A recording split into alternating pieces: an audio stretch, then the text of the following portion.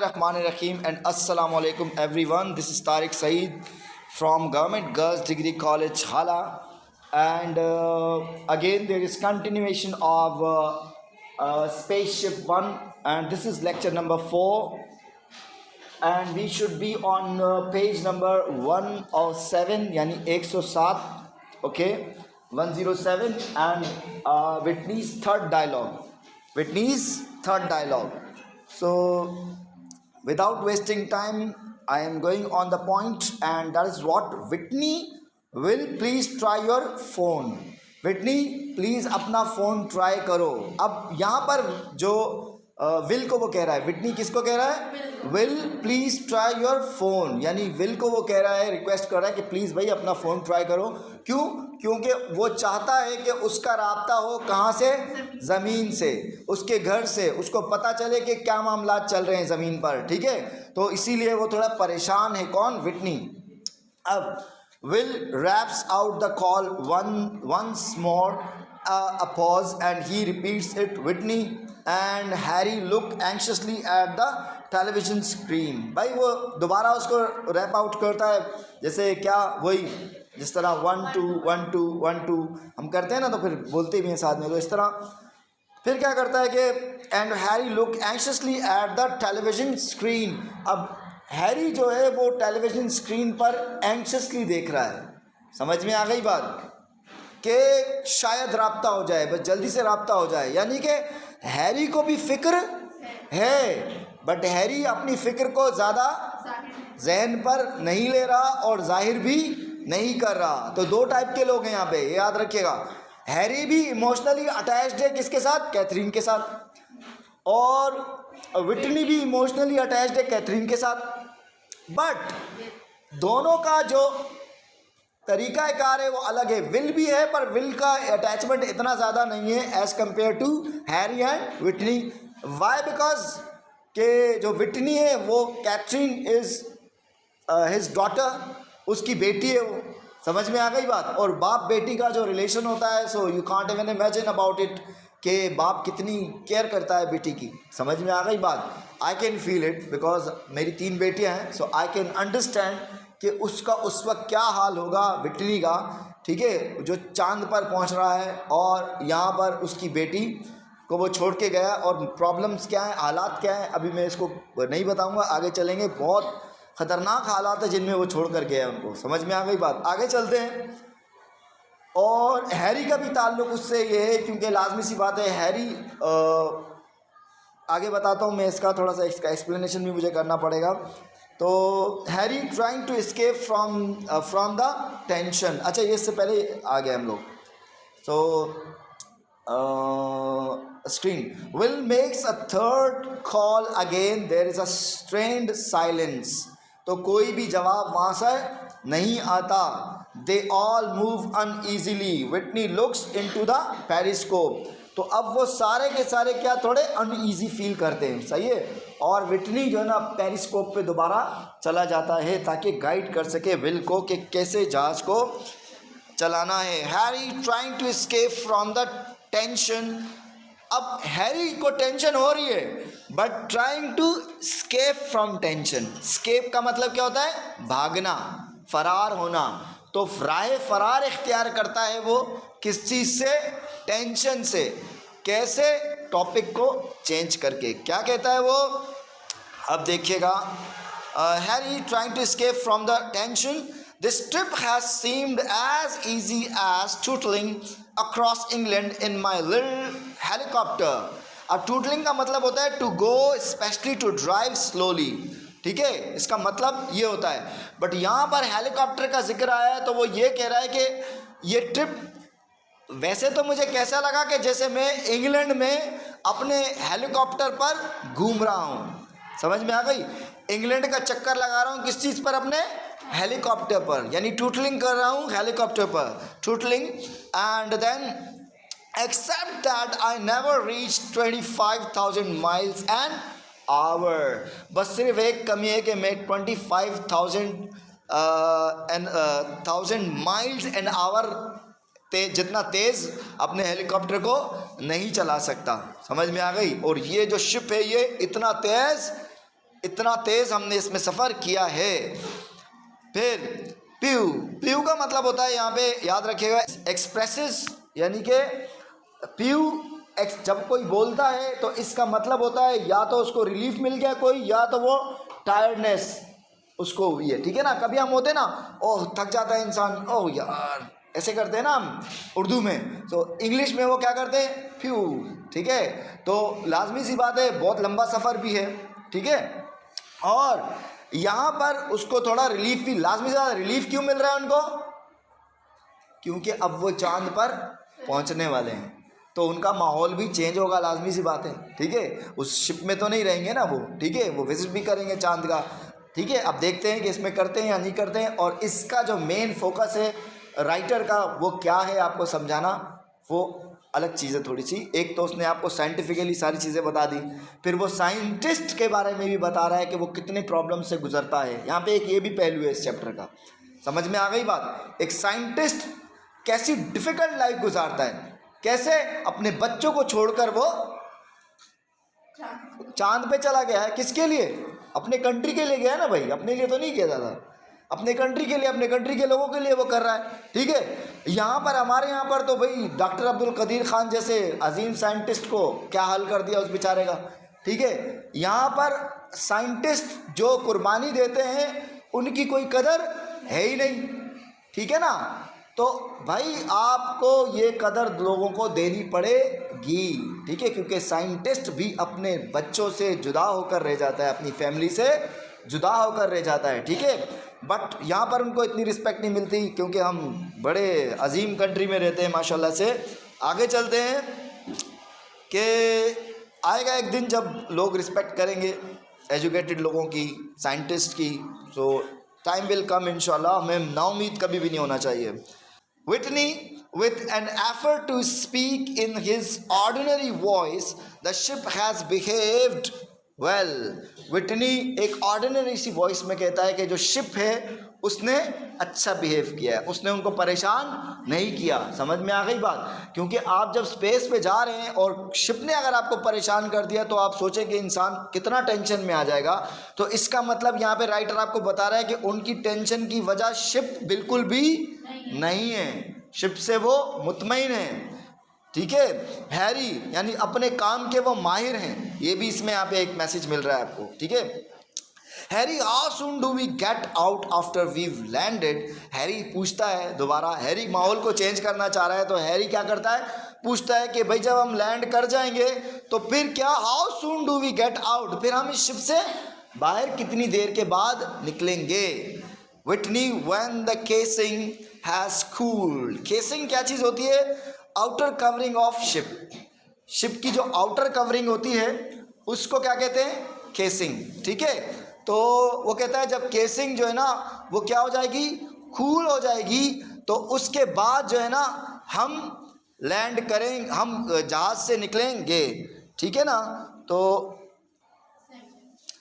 Okay, when the casing has cooled, तो जब casing थोड़ा कूल डाउन हो जाए, ठंडा हो जाए, तो फिर हम बाहर निकलेंगे। फिर वो बताना शुरू करता है पेरिस्कोप पे दोबारा, 7824 will 7824 Whitney as soon as we land we'll have breakfast and then get into our air and ballast suits again for a final practice. बोला जैसे ही हम वहाँ पर उतरेंगे, ठीक है, तो क्या करेंगे, सबसे पहले नाश्ता करेंगे। ठीक है, और उसके बाद क्या करेंगे, अपना सूट चेंज करेंगे। बैलेस्ट एक्चुअली क्या होता है कि ये बैलेस्ट ऐसा सूट होता है जो आपकी बॉडी को जो है ना स्पेस में क्या रखता है, बैलेंस रखता है। समझ में आ गई, ऐसे ही ये शिप को भी बैलेंस रखने के लिए बैलेस्ट का यूज़ किया जाता है। आगे चलते हैं, balance suits again for a final practice, कि हमारी एक फाइनल प्रैक्टिस हो जाए। लाजमी सी बात है, उस सूट में मूव करना आसान काम नहीं होता। तो amused but affectionate, that's the third time you've asked me that question Harry। वो हैरी को बोलता है तीसरी बार तुमने यही सवाल किया है कि जब हम वहाँ पर पहुँचेंगे तो हम कब उतरेंगे शिप से। ठीक है, तो वो जो है ना प्यार से थोड़ा या फिर थोड़ा हैरत से वो पूछता है, कौन, विटनी उससे पूछता है, Harry I am sorry sir, what with Catherine, what with Catherine, what with Catherine का मतलब यहाँ पे क्या है, missing Catherine. What with Catherine का मतलब यहाँ पे क्या है, missing Catherine. And coming on this trip, यानी कमिंग ऑन दिस ट्रिप, यानी इसका मतलब ये है पूरे का, what with Catherine and coming with this trip, यानी कि missing Catherine and bearing the hardships of this trip. दो रीजंस बता रहा है कि ये मुश्किलात इस ट्रिप की, और दूसरा कैथरीन से दूरी। ये दो वजूहात ऐसी हैं कि I don't know where I am, कि मुझे नहीं पता कि मैं कहाँ हूँ। समझ में आ गई बात। तो वो अब जाके हैरी अपनी सिचुएशन को बयान करता है, अपने इमोशंस को बयान करता है इस सेंस में, Whitney it's all right my boy, will we must swing her on to the mark in a few moments. फिर वो कहता है कोई बात नहीं है बच्चे, टेंशन मत लो। और फिर वो विल को बोलता है कि अब हम क्या करेंगे, विल वी मस्ट स्विंग हर, कि हमें इसको अब स्विंग करना है, किसको, शिप को। स्विंग हर ऑन, अब हर क्या है यहाँ पे, शिप। हर किसके लिए यूज कर रहा है वो, शिप के लिए। Swing her on to the mark in few moments, कि हमें इसको इसके मार्क पर जाकर स्विंग करना है। किसके मार्क पर, जहाँ पर उनको लैंड करना है। समझ में आ गई बात, शिप को जहाँ पर लैंड करवाना है। विल रेडी, विल बोलता है मैं रेडी हूँ। Harry, if I hadn't had the cheek to fall in love with your daughter, sir, I suppose I'd have had a very dim chance of coming. तो चीक का मतलब होता है बोल्डनेस या करेज, ठीक है। अब वो कहता है कि अगर मेरे अंदर इतनी बोल्डनेस ना होती कि मैं आपकी बेटी की मोहब्बत में गिरफ्तार हो जाता, तो मैं इस ट्रिप पर कभी भी शायद ना आता, कोई चांस मेरा यहाँ आने का नहीं था। अब यहाँ पर जो डायलॉग इसने लिखा हुआ है, इसको आगे जाने से पहले, क्योंकि अब this story is converting into a light love story, ठीक है। तो इससे पहले आपको मैं समझाना चाहता हूँ, मेरी बेटियाँ हूँ सारी की सारी आप माशाल्लाह से, और जो देख भी रही हैं वो भी मेरी बेटियाँ हैं, ठीक है, और मेरे बच्चे हैं सारे जो भी देखेंगे। तो एक बात आप समझ लें कि ना हमारा कल्चर और ना हमारा रिलीजन, ठीक है, इस चीज़ की इजाज़त देता है जिस तरह इस प्ले में दिखाया गया है, ठीक है ना। तो हमारी मजबूरी सिर्फ ये है कि हमारा एक इंटर में एक प्ले है और इससे हमें लैंग्वेज को सीखना है, और ये हमारे सिलेबस में है, तो हमें इसको पढ़ना ज़रूरी है। अदरवाइज़ इसकी इस लव स्टोरी से मुतासिर होने की हमें कोई ज़रूरत नहीं है, क्योंकि it's not allowed in our religion as well as in our culture. समझ में आ गई बात, हमारे कल्चर या रिलीजन में ये अलाउ नहीं है। तो इसीलिए इसको इससे फैसिनेशन या इससे मुतासिर होने की किसी को भी ज़रूरत नहीं है। ये it's just a piece of paper, और उस पर ये भी उसने इमेजिनरी लिखा है राइटर ने। समझ में आ गई बात, ये कोई रियल में नहीं है इस तरह की कोई बात, वो उसने इमेजिनरी सारी चीज़ें लिखी है। तो इसीलिए आप भी इसको सिर्फ एज लर्निंग के लिए देखें। अगर एग्ज़ाम में कोई सवाल इससे आ जाता है तो you should know about it, otherwise don't take it seriously. समझ में आ गई बात, मेरा जो फ़र्ज़ था मैंने आपको समझा दिया। अब मैं आगे चलता हूँ क्योंकि मुझे ये पढ़ाना पड़ेगा, तो इसीलिए मैं स्टार्ट में ही आपको समझा देता हूँ कि हमारे रिलीजन या हमारा कल्चर हमें क्या अलाउ करता है और क्या अलाउ नहीं करता। और जब इस तरह की चीज़ें हम पढ़ते हैं तो हमें अपने आप को कितना लिमिट में रखना चाहिए, ठीक है। सिर्फ लर्निंग के लिए आपको करना है, क्योंकि एग्ज़ाम में अगर कोई सवाल आ जाए तो ये बात अपने माइंड में रखिएगा, ठीक है। अब मैं आगे चलता हूँ कि विटनी, क्योंकि बहुत थोड़ा इमोशनल सी ये इसमें डायलॉग है, बट मेरे ख्याल में इसमें ज़्यादा इम्पॉर्टेंट जो लव दिखाया गया है वो बाप और बेटी का दिखाया गया है। समझ में आ गई बात, एक बाप कितना फ़िक्रमंद होता है बेटी के लिए, एक साइंटिस्ट है वो बाप, ठीक है, वो कितना फ़िक्रमंद है अपनी बेटी के लिए, और उसके इमोशंस क्या हैं बेटी के साथ। और इसका एंड जब आप देखेंगे तो सुनेंगे तो फिर उसके बाद तो आप देखेंगे कि क्या होता है। तो this is really very emotional. किसी भी आप जो ड्रामा देखते हैं उस ड्रामे से ज़्यादा इमोशनल होगा, ये मेरी गारंटी है आपके साथ कि इसका जब हम एंड पढ़ेंगे, सो अगर आप इंसान हैं तो आपकी आंखों में आंसू आ जाएंगे। इस तरह का इसका एंड है, ये मैं आपको चैलेंज कर रहा हूँ।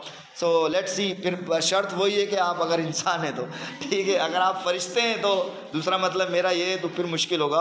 आगे चलते हैं। कि विटनी इंटेंट का मतलब होता है गिविंग अटेंशन, ठीक है। इंटेंट ऑन द पेरिस्कोप, उसका अटेंशन पेरिस्कोप पर होता है, और कहता है कि her falling in love with you had something to do with it too. बोला उसका तुमसे मोहब्बत करना इससे भी रिलेट करता है। आगे वो बताता है she knew how badly you wanted to come and I have never been able to refuse Catherine anything.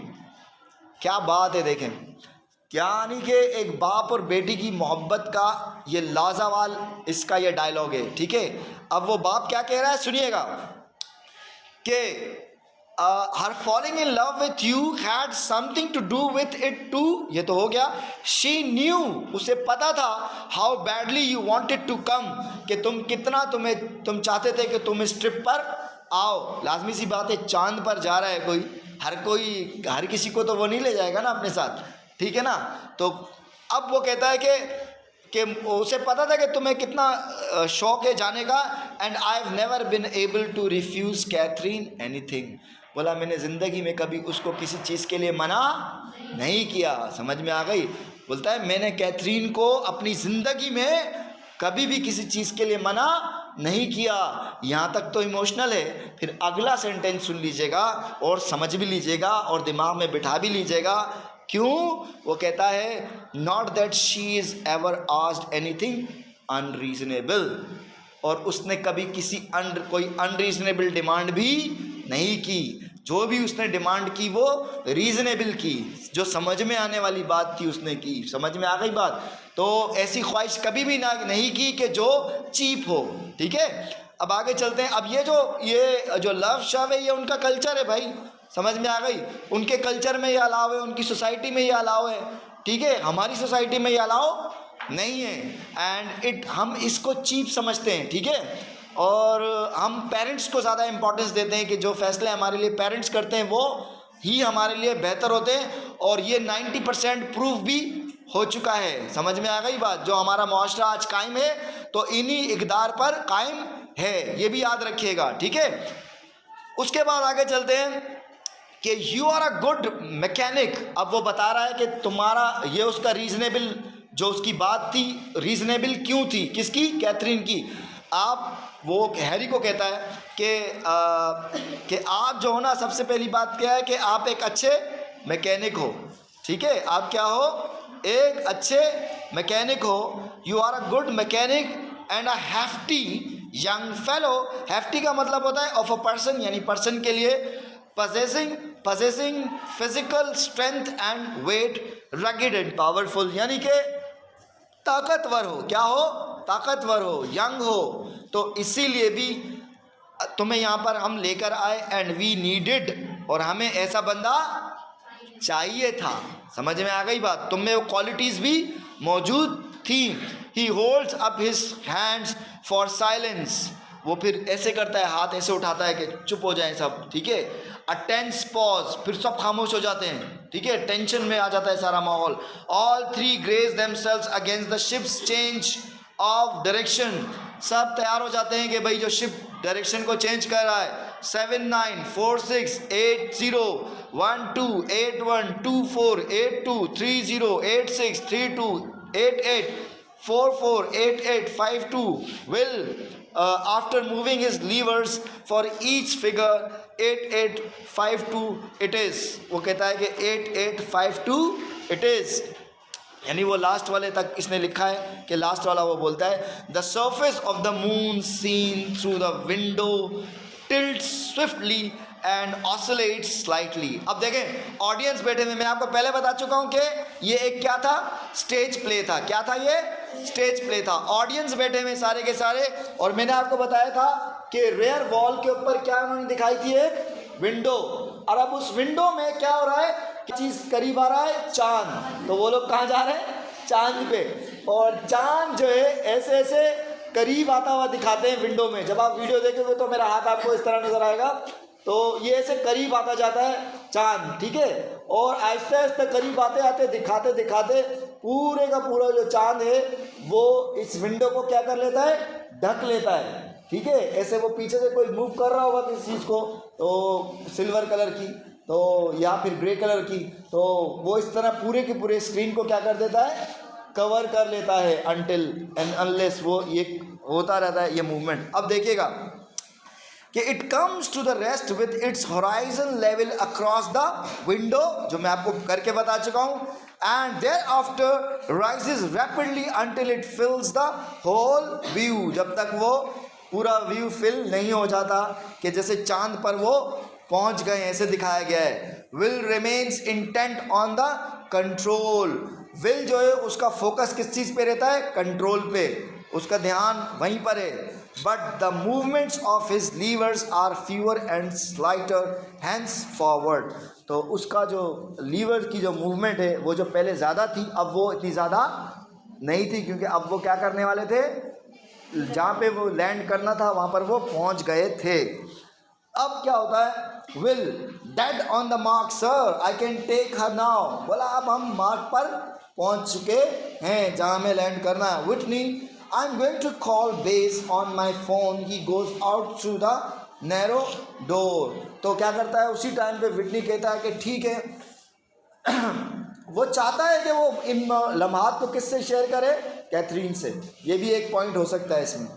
तो उस वक्त ही वो जाता है और वो कहता है कि मैं अपने फ़ोन से ट्राई करता हूँ कैथरीन से बात करूँ।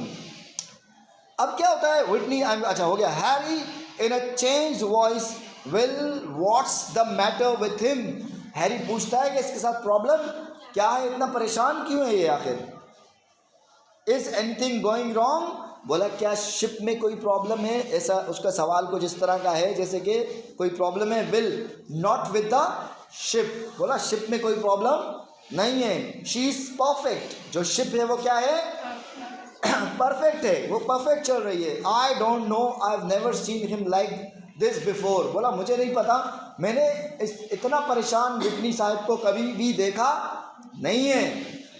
ही ऑट टू बी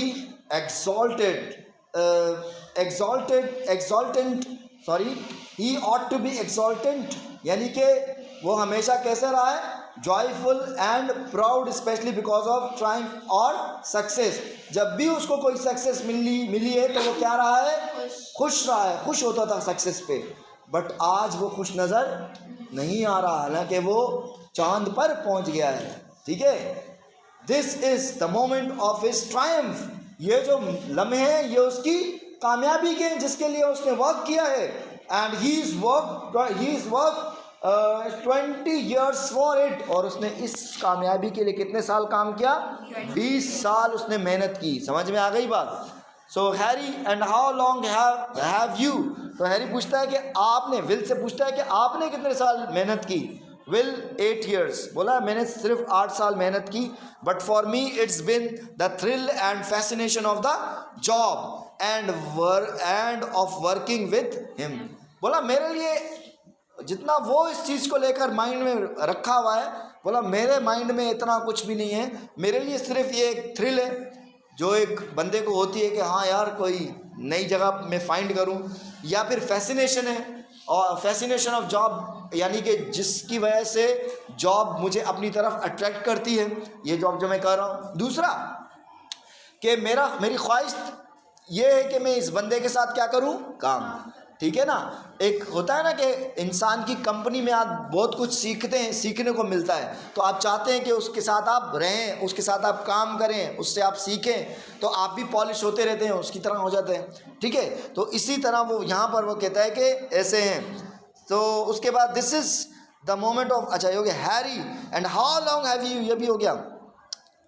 अच्छा अब हम जाएंगे, yes, he is not only a genius, he is not only a genius, you know, he is a great man. ये बड़ी अच्छी बात इसने की है कि वो सिर्फ जीनियस ही नहीं है, वो एक ग्रेट मैन भी है। इसका मतलब ये हुआ कि सिर्फ जीनियस होना काफ़ी नहीं होता। जीनियस तो आपको 36,000 मिल जाएंगे, बट अगर वो मैन ही नहीं है, इंसान ही नहीं है, उसमें इंसानियत ही नहीं है, तो ऐसा जीनियस ईविल जीनियस हो जाता है। फिर समझ में आ गई बात, जो मुआशरे को क्या पहुंचाता है, नुकसान। तो ऐसे जीनियस से अल्लाह हमें पनाह दे। समझ में आ गई बात। और अल्लाह हम सबको बचाए ऐसे जीनियस लोगों से जो नुकसान पे नुकसान किए जा रहे हैं, ठीक है, या करते हैं। तो हमें जो जीनियस लोग चाहिए उनमें इंसानियत होनी चाहिए। क्या होनी चाहिए? इंसानियत होनी चाहिए। तो जिस तरह यहाँ पर वो अप्रिशिएट कर रहा है कि उसमें इंसानियत भी है, वो अच्छा इंसान भी है, ठीक है। तो उसके बाद क्या है, ग्रेट मैन भी है, but he is had something driving him, something far more insistent than his passion for scientific discovery through that strong enough. तो बोला भाई कोई वजह ज़रूर है कि इतनी बड़ी वो साइंटिफिक डिस्कवरी करने जा रहा है, बट कोई और चीज़ है जो उसको परेशान किए जा रही है या कर रही है। समझ में आ गई बात? तो I felt it in him for years but I never had an idea of what it was till lately. बोला मैं ये फील तो काफ़ी अर्से से कर रहा हूँ, बट अब तक मैं ये फील नहीं कर सका। अब मुझे पता चल रहा है रिसेंटली, यानी कि मुझे अब पता चल रहा है कि वो क्यों, मतलब वो परेशान बहुत ज़्यादा है। उसकी परेशानी उस वक्त, जिस वक्त हमें राइटर बता रहा है, वो बहुत ज़्यादा क्या नज़र आ रहा है, हमें परेशान नज़र आ रहा है। For the past 12 months he is been working desperately against time. बोला पास्ट 12 months यानी पूरा साल, पिछला पूरा साल वो क्या कर रहा है कि टाइम के अगेंस्ट काम कर रहा है। यानी इतना काम कर रहा है कि टाइम की भी कोई लिमिट नहीं है उसके आगे। वो काम किए जा रहा है और टाइम से लड़ रहा है। यानी कि इसका मतलब ये हुआ कि वो क्या कर रहा है, बहुत ज़्यादा काम कर रहा है। अब किस ये कर रहा है, ही मूव्स हिज लीवर्स, अपने लीवर्स वो मूव करता है, हैरी। बट वाई, बोला वो काम क्यों कर रहा है। तो यहाँ पर हमारा एंड होता है चैप्टर का, तो इसको हम कंटिन्यू करेंगे इंशाल्लाह। Why, because the time is over now, so will continue it. It's interesting play जब हम आगे जाएंगे। सो अल्लाह हाफ़िज़, थैंक यू।